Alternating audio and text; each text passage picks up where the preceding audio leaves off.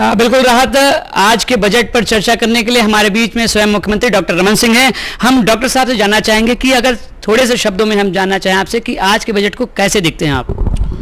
आज का बजट समावेशी विकास के साथ तीव्र विकास और कृषि क्षेत्र की प्राथमिकता को सामने रख के बनाया गया है। उसके बाद शिक्षा, स्वास्थ्य, इन योजनाओं को लिया गया है। छत्तीसगढ़ के 2,50,00,000 लोगों को केंद्र बिंदु बना के उनके लिए समुचित उन योजनाओं का क्रियान्वयन और ख़ासतौर से एग्रीकल्चर सेक्टर में जो हमने कृषि बजट की बात की है, तो टोटल जो इस दिशा में जो प्रयास शुरू हुए हैं, पिछले साल से 17% की वृद्धि हुई है, 6,244 करोड़ का। और उसका सबसे बड़ा कंपोनेंट है, सबसे बड़ी उसकी बात है कि इंटरेस्ट रेट को हमने धीरे धीरे 16%, 9 से 5 और 3 और अभी 1% ब्याज दर में कृषि ऋण देने की बात की है। तो ये किसानों के लिए बेहतर होगा। किसानों को 6,000 यूनिट तक निःशुल्क बिजली को हमने बढ़ा के 7,500 यूनिट तक किया है। 3 हार्स पावर तक के लिए 6,000 यूनिट की व्यवस्था होगी। पंप कनेक्शन के लिए 50,000 से बढ़ा के उसको 75,000 की सुविधा मिलेगी। और नदी किनारे एनीकट जहाँ बने हैं वहाँ भी हम विद्युत के कनेक्शन देकर उनको बेहतर तरीके से पंप के कनेक्शन देने की योजना हम शुरू किए हैं। डॉक्टर साहब मैं रुकूंगा, आपने कहा कि आपने कृषि के विस्तार के लिए काफ़ी कुछ किया है। अगर हम बिंदु से देखें कि आपको ऐसे 3-4 प्रमुख क्या बिंदु लगते हैं जिस पर आप कह सकते हैं कि ये बजट अनोखा है, अलग है?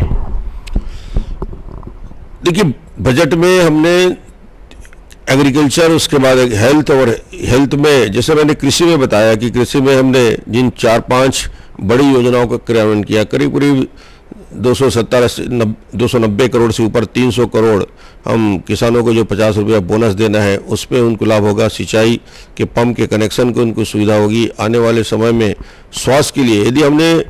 1 रुपया 2 रुपया किलो चावल की व्यवस्था, नमक की व्यवस्था, चना को विस्तारित किया है। खाद्यान्न सुरक्षा के साथ स्वास्थ्य सुरक्षा,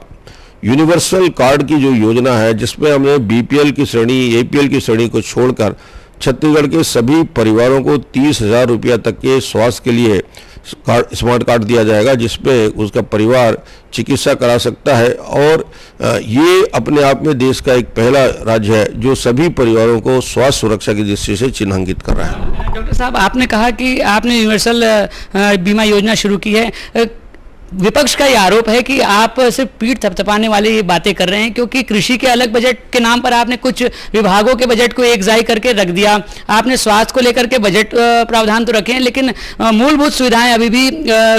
स्वास्थ्य हॉस्पिटलों में, स्वास्थ्य केंद्रों में अब तक नहीं है। कई सारे अभी भी घटनाएं ऐसी हो रही हैं। तो इसको लेकर के कैसे करेंगे कि निगरानी हो? प्रावधान तो है, बजट तो है, लेकिन इम्प्लीमेंटेशन लेवल के प्रॉब्लम कैसे दूर करेंगे? देखिए, नीचे स्तर में वो चाहे पीएससी हो, सीएससी हो, डिस्ट्रिक्ट हॉस्पिटल हो या हमारे मेडिकल कॉलेज के हॉस्पिटल हो, इन अस्पतालों को इनके जो पद बाकी है उन पद को भरने की प्रक्रिया चल रही है। और उसके साथ ही साथ स्वास्थ्य की दृष्टि से हम लोगों ने ये तय किया है कि नीचे स्तर में बेहतर प्रशिक्षण और उनके साथ ही साथ ग्रामीण क्षेत्र में जो सुविधाएं ग्रामीण स्वास्थ्य योजना के तहत दिए जा रहे थे, अब शहरी क्षेत्र में स्लम है, झोपड़ियाँ हैं, वहाँ रहने वाले लोगों को भी वो सुविधा दी जाएगी। वहाँ पे पीएचसी का निर्माण, वहाँ एएनएम की नियुक्ति, वहाँ की महिलाओं को जोड़कर महिला स्वास्थ्य सहायता समूह, और जो हमने ग्रामीण क्षेत्र में ग्रामीण स्वास्थ्य योजना को लागू किया जिसमें आईएमआर, एमएमआर में फ़र्क पड़ा है, अब वो शहरी स्वास्थ्य योजना का शुरुआत कर रहे हैं जिसमें झोपड़ी झुग्गी, स्लम और गरीब बस्तियों में रहने वाले हमारी बहनों को और वहाँ की लोगों को उसकी सुविधा मिले। देखिए, कांस्टेंट मॉनिटरिंग डिस्ट्रिक्ट लेवल पर, स्टेट लेवल पर जरूरी है। और ये विभाग के द्वारा अभी हम लोगों ने बात की है कि हम नीचे स्तर में उन योजनाओं के रिजल्ट कितना आ रहा है और उस रिजल्ट को हम नीचे स्तर तक उसकी मॉनिटरिंग करेंगे। तो कांस्टेंट मॉनिटरिंग इसका उपाय है कि हम इसको बेहतर तरीके से, सिर्फ हेल्थ ही नहीं, सभी विभागों में हम बजट की जो राशि आ रही है उस बजट की राशि को 3 महीने, 6 महीने, 9 महीने लगातार उसकी समीक्षा हम करेंगे कि, और ये समयबद्ध कार्यक्रम बनाएंगे कि पहले तिमाही में कितनी राशि हमने रिलीज की, कितना खर्च हुआ, दूसरी तिमाही का रिजल्ट, तीसरी तिमाही का रिजल्ट, और आखिरी जो लास्ट ईयर है, आखिरी मंथ रहता है, उसमें परसेंट वाइज टारगेट विभाग को हम सुनिश्चित करेंगे कि उतना काम उनको उस विभाग को करना है। आपने कहा इम्प्लीमेंटेशन आप करेंगे। एक और बात सामने आती कि आज आपने जब प्रेस कॉन्फ्रेंस की थी तो एक बात कही, और वो कांग्रेस का भी आरोप रहता है कि आप सेमीफाइनल की तैयारी कर रहे हैं, मिशन 2013 के हिसाब से कह रहे हैं। तभी आपने शायद अपने प्रेस कॉन्फ्रेंस में बात कही कि हमारे सभी मतदाता भाई बहनों के लिए ये समर्पित है। ये वाक्य निकला, क्या ये चुनाव के हिसाब से ये वाक्य था, ये बजट भी चुनाव के हिसाब से है? देखिए, कांग्रेस का ये आरोप कि ये चुनावी बजट है, मैं मानता हूं कि कोई सरकार, कोई मुख्यमंत्री, कोई मंत्री जब सरकार में आता है तो जनता के सामने वो विश्वास हम दे के आते हैं कि आने वाले समय में हम इन योजनाओं का क्रियान्वयन करेंगे। और मुझे लगता है 3 साल पूरा होते होते चौथे साल का बजट जब सामने आ रहा है तो मूल लक्ष्य रहता है कि जो विश्वास, जो वादा हमने किया था, उन यादों का क्रियान्वयन हम तेजी से करें। और ये निश्चित रूप से उन वादों और विश्वास को पूरा करने का है। और इसलिए कोई इसको चुनाव की दृष्टि से देखता है कि मुख्यमंत्री चुनाव जीतने के लिए इन योजनाओं की शुरुआत कर रहे हैं, तो हम जो काम करते हैं सरकार में बेहतर गरीबों के लिए, मजदूरों के लिए, महिलाओं के लिए, अनुसूचित जाति जनजाति के लिए, तो ये सारा काम क्रेडिट सरकार को मिलता है और चुनाव जीतने के लिए करता है। आज तक हिंदुस्तान में कोई ऐसी सरकार है जो चुनाव हारने के लिए कार्य योजना बना के काम करे? आपने कहा कि आप चुनाव के हिसाब से काम करते हैं, निश्चित तौर पर चुनाव के हिसाब से काम होने चाहिए। लेकिन एक और खास बात है कि आपने पहले भी कहा था कि आप कृषि को संरक्षण देने के लिए कृषि बजट लाएंगे, लेकिन अभी तक जो बातें आ रही हैं कि भूमि संरक्षण के लिए आप अधिनियम लाएंगे, कुछ ऐसी बातें लगातार आपकी सभाओं में होती रही हैं। लेकिन अभी फिलहाल जब ये बजट आया तो ऐसा कोई संकेत नहीं मिला। कांग्रेस का कहना है कि सिर्फ आप वही जो हमने पहले कहा कि आप कुछ विभागों के बजट को एकजाई करके और फिर आपने अलग कृषि बजट का एक थपथपी भर कर ली और कुछ लाभ नहीं हुआ। देखिए, 17% का ग्रोथ और जो एग्रीकल्चर सेक्टर में, मैं कांग्रेस के मित्रों से ये आग्रह करूंगा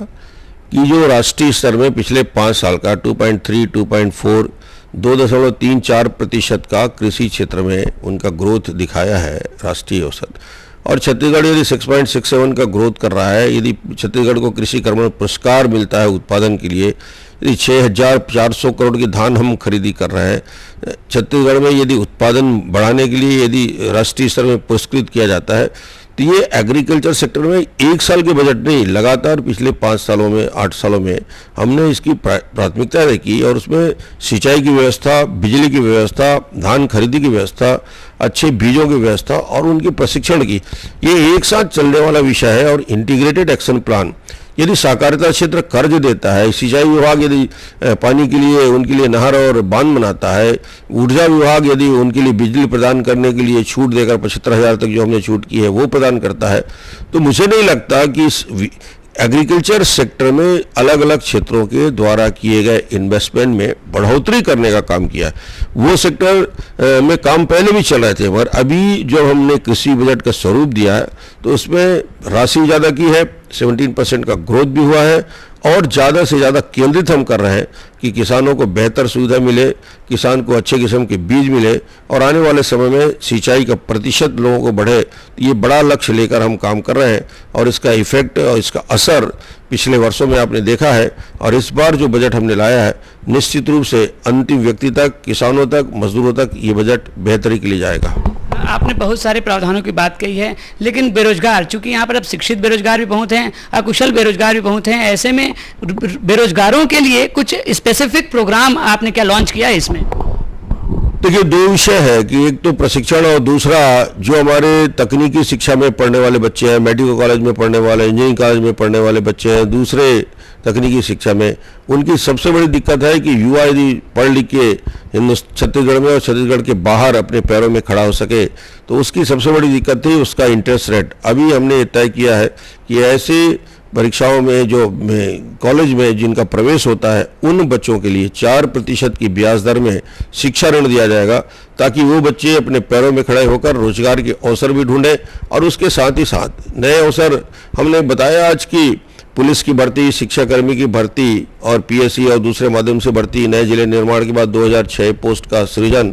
और पटवारियों से लेकर शिक्षक से लेकर नीचे स्तर के तृतीय चतुर्थ वर्ग कर्मचारी और द्वितीय वर्ग के कर्मचारियों को भर्ती प्रक्रिया में हमने उसको ओपन किया है। कोई प्रतिबंध नहीं है, जहाँ जहाँ पूरे छत्तीसगढ़ में। अब तो हमने उससे आगे बढ़कर शायद बस्तर में और सरगुजा में अनुसूचित क्षेत्रों में जिला स्तर में भर्ती की प्रक्रिया को प्रारंभ ही नहीं किया है। इसको आगे बढ़ाने का काम कर रहे हैं और इसका एक असर हो रहा है कि अब जिले स्तर में भी भर्ती बेहतर तरीके से होगा, प्रदेश स्तर में पीएससी के माध्यम से होगा, व्यापम और दूसरे माध्यम से हम अलग परीक्षा आयोजित कर रहे हैं। तो कुल मिला के रोजगार के अवसर का सृजन ही नहीं,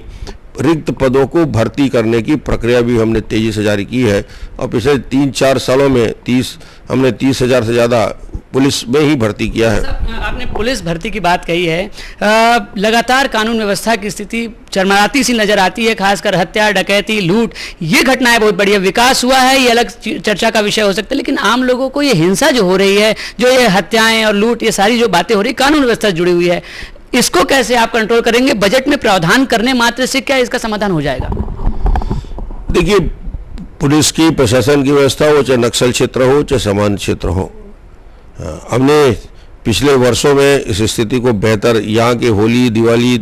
बड़े से बड़े फेस्टिवल आते हैं, यहाँ सभी समाज के लोग एक साथ मिलकर काम करते हैं और कहीं सांप्रदायिक दंगे, कहीं तनाव, बड़े से बड़े मौके में छत्तीसगढ़ को कभी नहीं हुआ। बड़े से बड़े हमने कार्यक्रम यहाँ पे आयोजित अलग अलग समाज के लोग करते हैं, तो सांप्रदायिक सद्भावना भी है। कुछ क्षेत्रों में निश्चित रूप से कुछ घटनाएं होती हैं इंडस्ट्रियल एरिया में, उसके लिए भी पुलिस ने काफ़ी तेज़ी के साथ काम किया है। नए थाने, नए चौकी निर्माण के साथ नए पद का सृजन और अब मॉनिटरिंग जो नीचे स्तर में पुलिस की पुलिसिंग को बेहतर करने के भी उपाय किए जा रहे हैं। तो मुझे लगता है कि पुलिस बल और पुलिस बल के प्रशिक्षण और उसके साथ ही साथ ये जो छोटी मोटी घटनाएं जिला स्तर में होती है, नीचे स्तर में होती है, उसके लिए ज़्यादा से ज़्यादा उन्हें हम पुलिस की पुलिसिंग को और मजबूत करने के लिए हम निर्देशित करते हैं और उम्मीद करते हैं